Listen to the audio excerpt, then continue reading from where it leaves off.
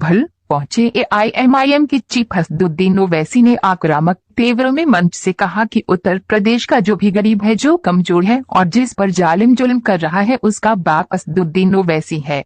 उत्तर प्रदेश में गरीबों का जो खून चूस रहा है और उत्तर प्रदेश में महिलाओं पर जो जुल्म कर रहा है, उसका भाई असदुद्दीन ओवैसी है।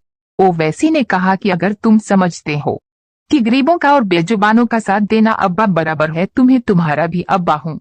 असदुद्दीन ओवैसी ने दिल्ली में अपने घर पर हुए हमले को लेकर कानपुर में हुई घटना का उदाहरण देते हुए कहा कि कानपुर में 11 साल की एक बच्ची अपने पिता को खींचकर मारने वालों से बचा रही है, तो जब कानपुर में पुलिस की मौजूदगी में उसको मारते हैं तो असदुद्दीन ओवैसी किस खेत की मूली है जब सरेआम रोड पर मारा जाता है।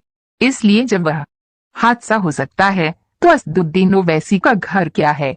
इसी तरह जब मुजफ्फरनगर में 50,000 लोग अपने घर को छोड़कर दूर हो गए तो मेरे घर की क्या कीमत है। ओवैसी अखिलेश पर वार करते हुए कहा कि चाचा जान इरादा क्या है तुम्हारा, क्या अपने बाप से पूछ कर आए हो कि चाचा किसे कहना है। ओवैसी ने कहा कि 2018 में योगी आदित्यनाथ के पास जाकर मुजफ्फरनगर कांड में मुस्लिम महिलाओं के साथ रेप करने का आरोप तुम्हारी बिरादरी के जिन लोगों पर लगा था, उनके खिलाफ दर्ज केस को हटाने के लिए भीख नहीं मांगी थी। ओवैसी ने कहा कि चाचा जान तुम याद रखो कि तुम मेरी जुबान का मुकाबला कभी नहीं कर सकोगे।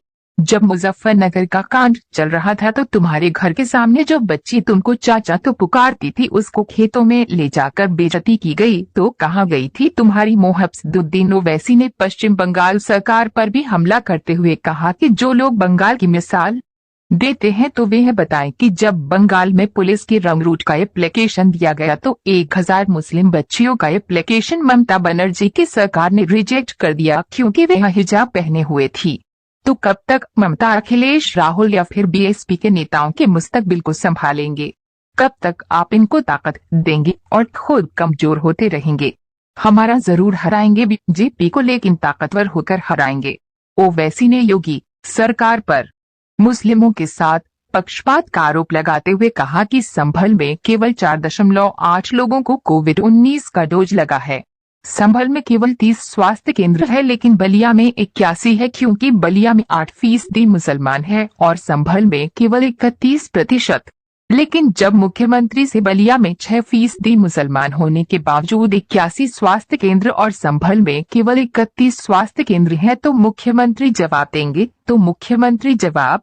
देंगे कि वहां पर अब्बाजान कम है।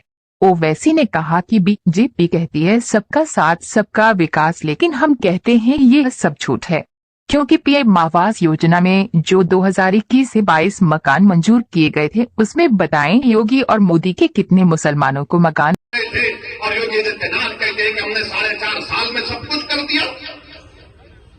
क्या लोग भूल गए कि कोविड की दूसरी वेव में कितने लोग मरे? सिर्फ पंचायत जिला परिषद का इलेक्शन करा तो 2000 गवर्नमेंट के मुलाजिमीन की मौत। खुद से बहस कर लो कि असदुद्दीन ओवैसी के इलेक्शन लड़ने से बीजेपी को फायदा होता है या नुकसान होता है। कोई सामने नहीं आ सकता, कोई बैठ नहीं सकता 5 मिनट तेरे सामने। बिहार के बारे में 19 सीट हम लड़े, 5 पर हमारे विधायक कामयाब हुए। 9 सीट पर कांग्रेस और राजद के लोग जीत गए और 6 सीट पर 5 सीट पर जेडीयू बीजेपी जीती।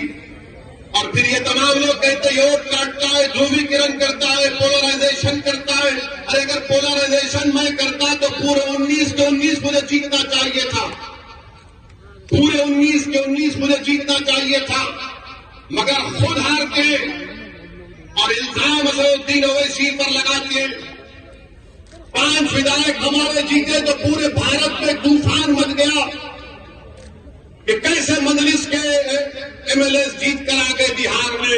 इसलिए जीते क्योंकि बिहार की सीमांचल का जो हिस्सा है वो सबसे पसमानदा बैकवर्ड इलाका था। हमने सीमांचल की लड़ाई का आगाज किया।